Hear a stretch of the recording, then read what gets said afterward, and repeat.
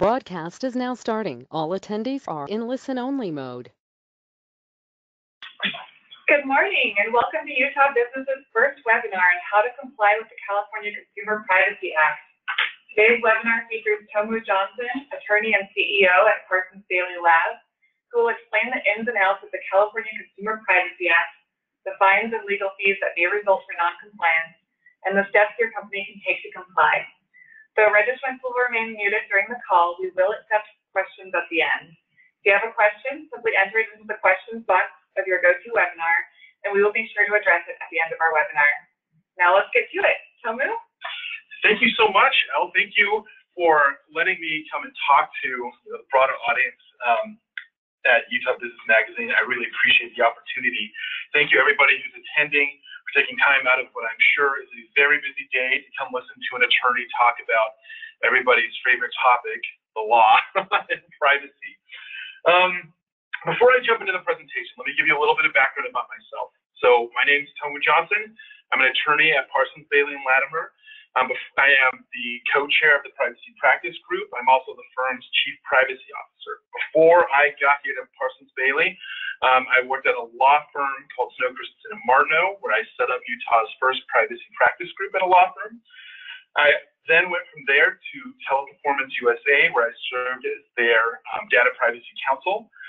I moved from the U.S. entity to the global entity, where I served as the Senior Vice President of Privacy and Global Corporate Counsel. In that role, it was my job to make sure that we were privacy compliant in the 76 different countries that we operated out of, that we were protecting the 220,000 employees that worked for Teleperformance globally, and that we put in Teleperformance as a call center company that contacted more than 1 billion people every year. So it was also making sure that we designed privacy programs to protect the information from all of those callers that we received every year. Took that knowledge, brought it here to Parsons Behle and Latimer in order to help companies in the Intermountain West with regard to their privacy concerns. So that's a little bit about me. Let's jump into this primer about the California Consumer Privacy Act. I'll shorthand that to the CCPA for the duration of this presentation. And before we get into the substance of the presentation, let's do a quick outline. So first, I want to go over whether the CCPA applies to organizations. And there are a couple of different things that we need to check to make sure that it applies. We'll get into the different rights that consumers have under the CCPA. We'll get into organizational obligations that companies have when it comes to complying with the CCPA, any exemptions, and this part's going to be a little bit tricky. We're going to have to get into the weeds a little bit with regard to the law, but we'll talk about whether exemptions apply and what you have to do in the event an exemption does apply, and then we'll talk about penalties. So first, let's look at the CCPA at a glance. The CCPA regulates when businesses collect personal information for their own business purposes or to resell their information. And the CCPA requires organizations to develop security plans, responses to consumer requests, public privacy disclosures, data processing agreements. You have to allow consumers to opt out of the sale of their information, and you have to develop procedures for restricting the sale of minors' information without a specific opt-in from the minor or the minor's guardian. Now, this is important because if we look at U.S. privacy law, just generally, it's not like privacy law in any other part of the globe.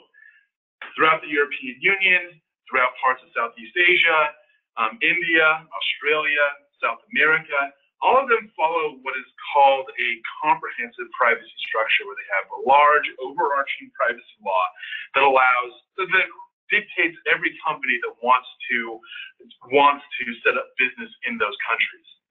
In contrast, the United States is what's called a sectoral privacy jurisdiction, wherein the United States does not have an overarching privacy law. You've seen, Senate hearings and discussions about whether the United States should create a federal privacy law. It's because we do not have one today. And instead, the United States opts to have a privacy law wherein the United States regulates certain sectors. So if you're in the healthcare sector, HIPAA is the privacy law that you have to deal with. If you're in the financial services industry, the Gramm-Leach-Bliley Act is the law that you have to deal with. And largely, if you're not in one of those regulated spaces, if you're not a telecom, if you're not a financial business, if you're not a healthcare company, then generally you have to look at the different state laws and the different state privacy regulations that exist. Now, up to this moment, most states have created what's called a data breach notification statute, where in the event you lose somebody's information, you have to provide that information. There are guidelines of how you notify consumers who have been affected by the loss of their information. You have to notify usually the different attorneys general in all of the different states. And then there are specific guidelines in each of the different states about how you provide that notification. But no state up to this moment has created a privacy law that affects most of the companies that interact in that state. So in 2018, California's legislature, Senate, and governor passed the CCPA in a matter of 72 hours in order to create a regulation that generally regulates companies that want to do business in California. Now, there are some things that we want to pay attention to, and the first one is, does it apply? Because while, the goal of the CCPA is to regulate businesses that want to do business in California, there are some jurisdiction requirements that determine whether or not the CCPA applies to your organization. So the first thing, if any of these three things apply, then your organization needs to comply with the CCPA. Your organization needs to have revenue of at least $25 million. Now, a lot of companies are structured in such a way that they have subsidiaries in California, but a mothership or the tip of the hierarchy for the organization is here in Utah, and that's fine. However, the CCPA, what it does is it says no matter where the revenue comes from all those different subsidiaries, even though that subsidiary may be a California-specific subsidiary, if the parent company to all those different subsidiaries is making $25 million in revenue, when all that revenue is rolled up, then all of those subsidiaries, all the affiliates, the parent company need to comply with the CCPA. Alternatively, if your organization has information belonging to at least 50,000 California consumers, regardless of how much money or revenue your company is taking in, if you hit that 50,000 California consumer threshold, you need to comply with the CCPA as well. And then finally, if at least 50% of the organization's revenue comes from selling consumer information, then you also need to comply with the CCPA. Again, these three elements, if any one of these three things apply to your organization, then you have to comply with the CCPA.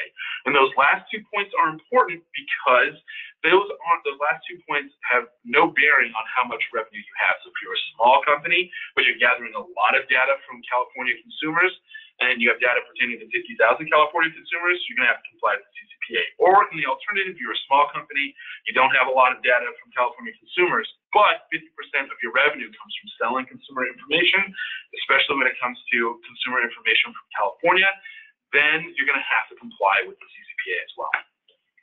So what are the key terms with regard to the CCPA? First, the CCPA has this concept of a consumer, and when we think about a consumer, we're thinking about our business from a B2C relationship, whether or not there's a direct relationship between our business and the consumer. But the California statute does not make that sort of distinction. It defines a consumer broadly to mean any natural person who is a California resident. And the CCPA applies to all personal information that identifies, relates to, describes, is capable of being associated with, or could reasonably be linked to, whether directly or indirectly, to a particular consumer or household. So that's things like names, aliases, postal address, online identifiers, government-issued ID numbers, IP address, email address, and account name.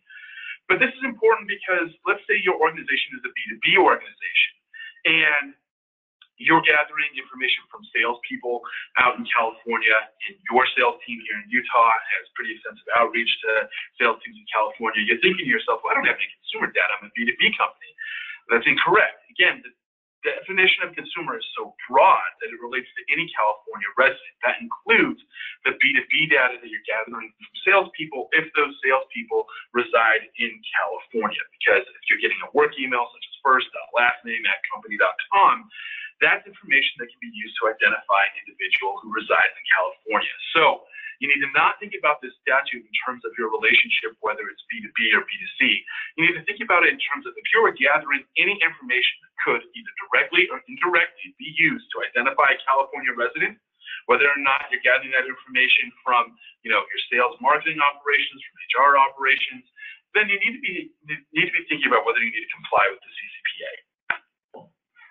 Now let's go into some of the requirements. And the first thing that we want to talk about is consumers' rights, because this is foreign to the United States. Generally, when people who reside in the United States have a privacy issue, there aren't state laws that say what a company needs to do to protect the private information that a consumer provides to a business.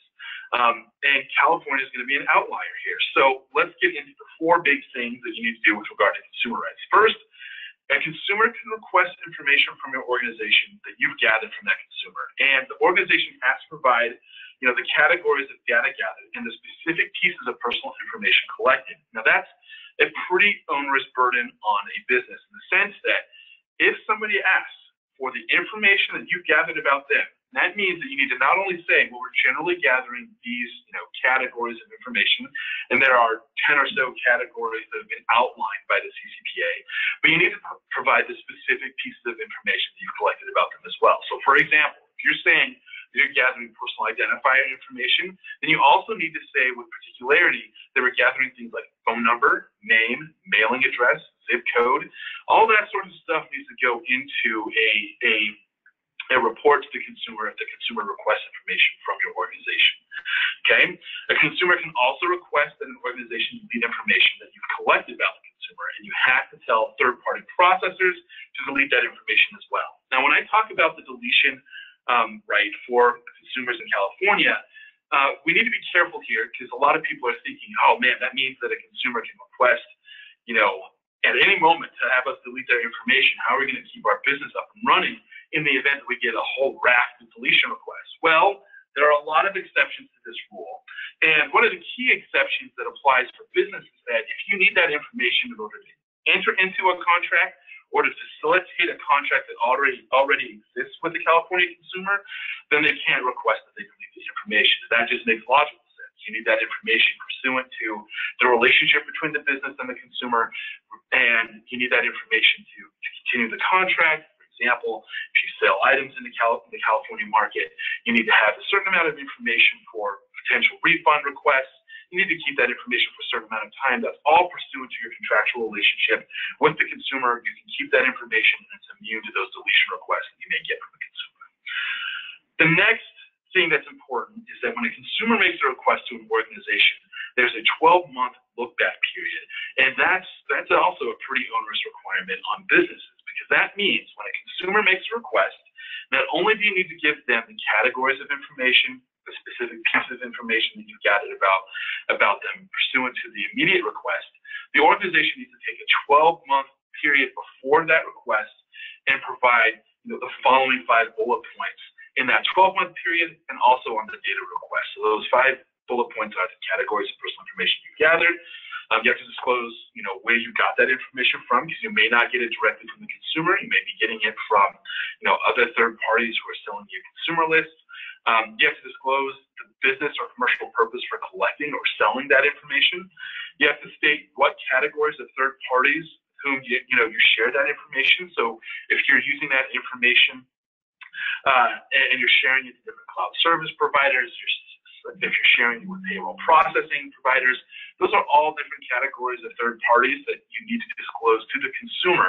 And you also need to think about those categories of third parties for the 12-month period prior to the request. So you need to provide a pretty comprehensive list of the categories of third parties who you've shared information with about that consumer for the 12-month period prior to that request, and then the specific piece of information that you gathered, on the date of the request, and then also for the 12-month period prior. So that means, and this is important, on January 1st of 2020, when the law goes into effect, that companies need to be ready for consumers to start issuing requests to companies, and they need to be able to go back to January 1st of 2019 and create a disclosure of all the information that they gathered pursuant to these 5 bullet points. And they need to be able to do that extending back to not only January 1st, 2020, but all the way back to January 1st of 2019. Finally, consumers have the right to tell an organization not to sell their information to third parties. This is one of the primary aspects of the CCPA, is that they wanted to make sure that companies like Facebook, Google, Twitter, that those companies can receive a notice from a consumer creating an absolute admonition saying you cannot sell my information to third parties, that you can no longer do that. So if your business model is primarily made up of selling and reselling information, that's going to be frustrating moving forward because consumers now have a right to tell organizations not to sell their information. Now, what are the organizational obligations? So you as a business, what do you have to do in order to comply with your different obligations under the CCPA? So one, whenever you get a consumer request, you need to be able to verify that consumer's identity. There's specific requirements about how you can verify people's identities written into the CCPA, but you want to be able to make sure that when you get a consumer request and you're not just automatically responding to requests, you want to verify that identity first, that you have at least made an attempt to validate the person sending the request has also is the appropriate person to send additional privacy information pursuant to that request. Two, you need to be able to post a publicly available notice on your website stating the categories of personal information collected from a consumer and the following 5 pieces of information that are very similar to the 5 bullet points in the last slide. You have to state the categories of personal information in that public notice that you're collecting about consumers, disclose the sources from which you collected that personal information, disclose the business or commercial purpose for collecting or selling personal information. You have to disclose the third parties, the category of third parties that you're sharing information, and then the specific pieces of information. That all needs to be in a public notice on your website that people can readily access. Regardless of the request they make, you need to have a specific thing on your website that allows people to see these 5 bullet points about information you may be gathering from them. But it's also, again, because that definition of consumer is broad, it also needs to be information that you're gathering from third-party processors in California, that you may be gathering from employees in California, and you need to, with particularity, go out in that public notice, explain what information you're gathering from which audiences, and then the specific pieces of information pursuant to these 5 bullet points. You also have to make sure that your use of that information is narrowly tailored to the specific, to the purpose that you specified in your privacy notice to the public.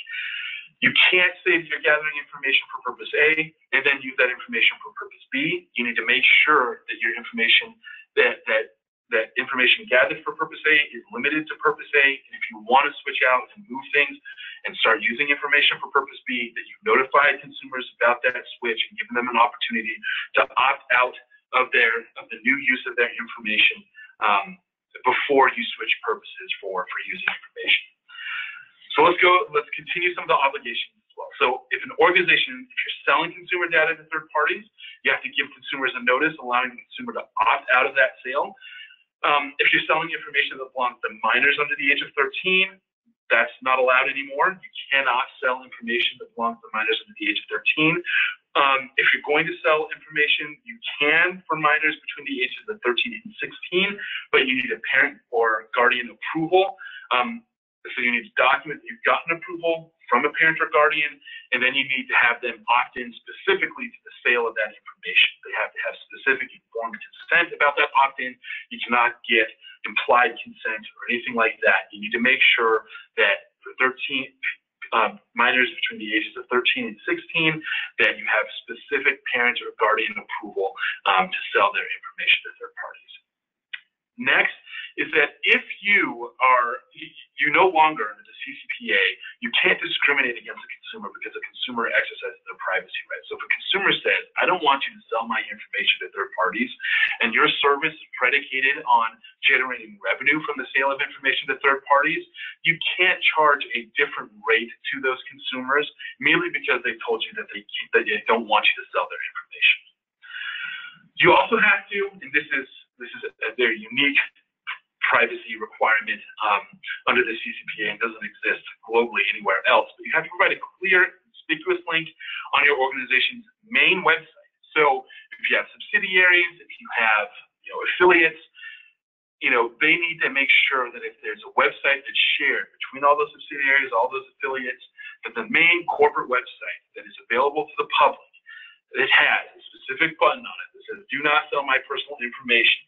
So a consumer can click on that button, opt out of the sale of their information without creating an account with your organization to opt out of the sale of that information. That button serves as a way to put the company on notice that they don't want you selling their information anymore, and they may or may not have a business relationship with you, but at any point if they create a future business relationship with you, if they click that do not sell my personal information button before they created a business relationship with you, you're on notice already that you can't sell that person's information. That's pretty onerous that you have to put that button up on your main website. There are a couple of things that you can do to get out of that. For example, and this is a fairly technical solution to this problem, but under the CCPA, you can create what's called an IP filtered version of your website.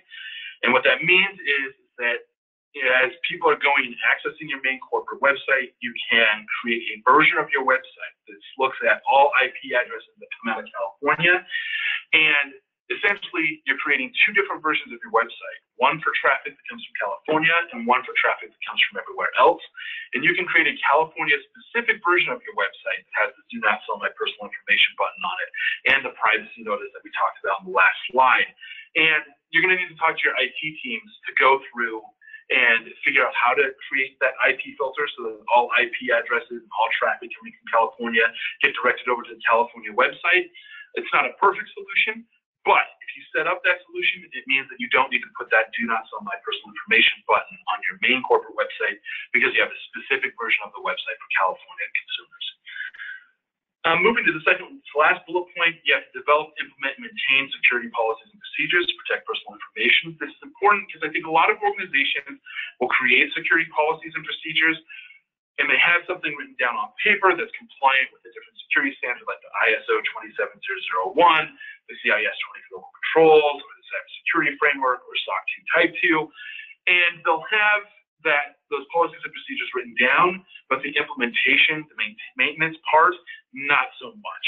And so you want to make sure that, after this conversation today, that you can go and talk to your security leads and say, hey, I want to make sure that not only do we have something written down, but are we actually following it? What have we done to demonstrate that we're following and following our security policies and procedures in accordance with the CCPA? And then the final point here on this slide is develop data processing agreements that prevent third parties from selling information provided by the organization. This is normally in privacy statutes around the globe. There are specific statements about what you need to do when it comes to processing private information between consumers and sharing that between your processors. For example, in the GDPR, under Article 28, there's a specific data processing agreement. California didn't go as far as the GDPR. Instead, what California did is in the definition of your third-party processors, it included a statement in there that all agreements with you and your third-party processors need to have a statement that prevents those third parties from selling personal information. Just my advice as an attorney is you need to make sure that your data processing agreement goes a lot further than that. You want to spell out who has what obligations when it comes to receiving, reselling, sending information on, making sure who's compliant with what security standards, and who has what obligations in the event you receive a consumer notice. Those are all things that aren't spelled out in the CCPA, but should be spelled out in your agreements with your third parties.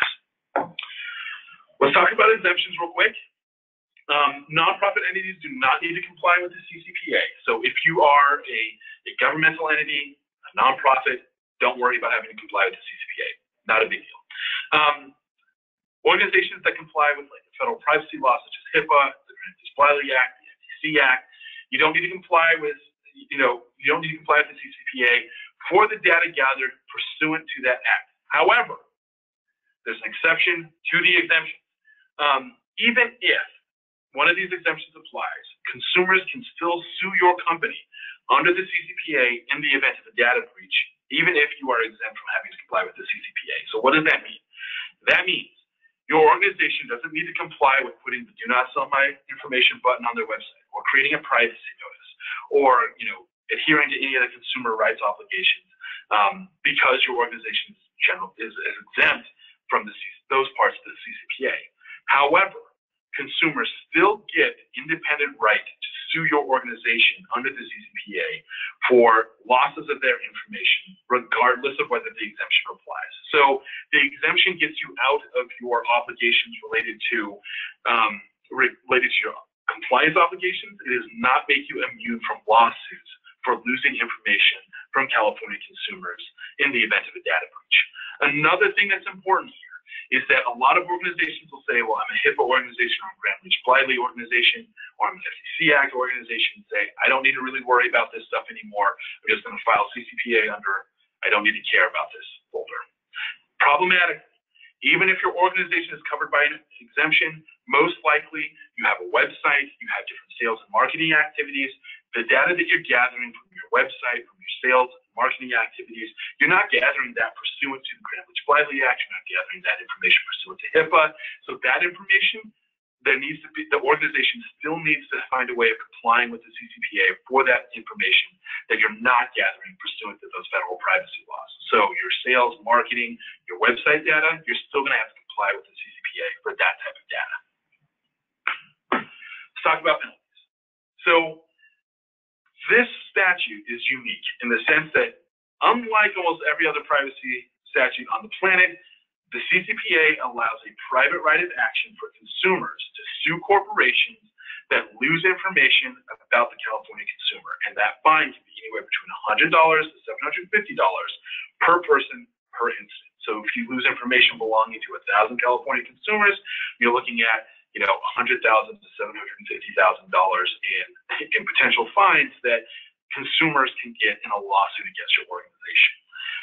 It's important to note that this part of the statute is unique because legislators wanted to make sure that in the event the state AG in California was overburdened by regulatory requests regarding the CCPA, that consumers have an independent ability to sue businesses for data breaches, and so that there was an alternative avenue to try to create enforcement for the CCPA.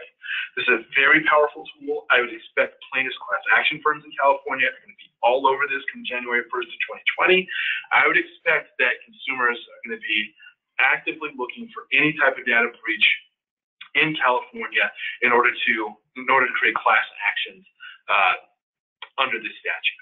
Another thing that's important to keep aware of is that the CCPA is being amended all the time, and right now there's an amendment that would potentially delay some of the regulatory guidance from the California Attorney General, and would delay that guidance to come out around June or July of 2020. And there's been a question from businesses about whether they can delay compliance until the AG puts out their regulatory guidance. And that's a risky position to take, particularly because although the amendment would propose that the AG can delay their guidance to companies until June or July of 2020, it does not delay the consumer right of action. So that means that if you're waiting to get that guidance from the AG, consumers in the meantime on January 1st of 2020 still have an independent right of action that they can pursue against your company if you fail to comply with the CCPA or you have a data breach. Another amendment that is in the California Senate right now is an amendment that would expand the private right of action, and it would expand the private right of action so that consumers can sue businesses, not just for data breaches, but for technical violations of the law. So if you don't have that do not sell my information button on your website, if you haven't put an appropriate privacy notice on your public-facing website, if you don't respond to consumers appropriately pursuant to the CCPA, this amendment would allow those consumers to sue your company regardless of a data breach because you technically violated the CCPA. We'll probably find out a little bit more as the summer months wear on where the CCPA comes out with regard to those amendments.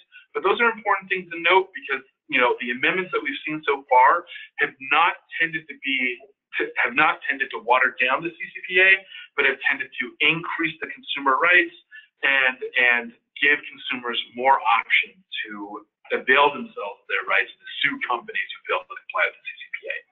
Now, with regard to the second bullet point on this slide, if there is an intentional violation or an accidental violation of the statute, the state AG can pursue a regulatory action against your company and can pursue $2,500 in accidental violations, or $7,500 for each intentional violation of the statute. The thing to keep in mind is that that's not $2,500 for an entire accident or $7,500 for an intentional accident. It's going to be $2,500 for each person affected by an accidental violation of the statute, or $7,500 for each person affected by an intentional violation of the statute as well. Okay. Another thing to keep in mind is the California courts tend to also, and we haven't seen where this has come out yet, we haven't seen any case law yet, there is a possibility that courts say that it's not only on that the fine is not only on a per person, per violation basis, but also that they may define it as a per person, per day basis, which has the ability of exponentially increasing the type of fines that you would see from the AG. Stay tuned to this space. We're going to figure out, kind of what the courts say, but at the very least, it's going to be for each incident, you're going to see those fines of $2,500 or $7,500 on a per person basis. That's it. I wanted to make sure that we kept this presentation relatively short. I know you have busy schedules. I'm going to try to answer some questions that we may have received, but I want to thank you. We're going to be sending out emails with a CCPA toolkit. That toolkit is going to include the jurisdiction requirements about whether or not the CCPA even applies. It's going to include 20 or so, 25 different documents that you need to be creating if you want to comply with the CCPA. It's going to include a recorded free webinar that we made, so that if you want to, you can go back to it and you can get this demonstration. It's going to be on a Vimeo link. And then, if you're interested but have no idea where to start with regard to the CCPA, we're going to be sending you one of our demo products that we've created in one of Parsons Behle Lab's subsidiaries called Parsons Behle Lab. That product is going to it's going to have you walk through, sign in, and you'll be able to create a sample CCPA privacy policy. And you're going to be getting an email from Barbara McFarland from Parsons Behle Lab, asking whether or not you want to sign up and get that demo policy with regard to the CCPA. We have other demos with regard to procedures for the CCPA as well, but we'll make sure to at least get you a link to create a privacy policy under the CCPA. Let's look at some of the questions. Yeah, so we do have a question. One is, can you refuse to do business with someone who won't give you permission to sell the data? Ooh. So remember, I made a statement about how it is illegal to penalize or discriminate against consumers because they refuse to sell your information. There's a lot of ink spilled with regard to what you can do to a consumer once they've told you not to sell their information to third parties. And there are some workarounds around it. If your service is predicated on the concept of the sale of the consumer information, there are some exceptions. It's very tricky and very thorny. There are some exceptions so that you can say, well, the service is predicated on this. We can't do business with you without that resale of information. However, generally, you can't say that we're not going to do business generally with the consumer just because they don't want you to sell their information. If the business is not predicated on the sale of information, then generally that's not going to work. However, if your product requires that information so that you can provide the product, we'd have to talk a little bit more and get into the weeds a little bit more, but there are some exceptions if the product requires it. Okay, it looks like we don't have any other questions except for some discontent with California. We do have another one. Feel free, everyone, if you have any questions, go ahead and answer them in the question portal. Good webinar, by the way. So if you don't sell consumers info, are you still required to add the "Don't Sell My Info" button? So technically, under the statute, it says that you have to have that "Do Not Sell My Information" button, at least on a California version of the website, an IP filtered version of your website, very least. I think that there was an amendment in September of 2018 that clarified that if you have no reselling activities of information, that you don't need to put that button on your website. But you want to be very careful, because if there's any instance where your sales team or your marketing team resells that information without your knowledge, you're going to have that button up there. So you want to make sure that your company is 100% squeaky clean on this issue, and that your sales and marketing team understands that they can't resell that information before you make that decision. As a precaution, I recommend that you put the button up there anyway. And primarily the reason why I suggest you put that button up there anyway is from a litigation standpoint. I'm a litigator. I now help people with policies and procedures, but you have to think about this from the perspective of a class action plaintiff's attorney. What they're going to do come January 1st of 2020, and we know they're going to do this because we've talked to California class action firms about this. We've talked to national firms out of New York who have, subsidiaries in California. And what they're going to do is they're going to create an automated troller of the internet, and that all it does is look for websites that have that button, that have that privacy notice. And if your website doesn't have that, they're going to sue you. And you will come back and say, well, we're not selling any information. But that doesn't mean that they're precluded from suing you. They get to sue you if you don't pass their initial, well, they can sue you for whatever. That's one of the hallmarks of our wonderful American legal system, is that anybody can sue anybody for anything. But, they're going to sue you and make you defend whether or not you're not selling information, and to put that into court documents, into discovery, to defend yourself for why you made that decision to not have that button.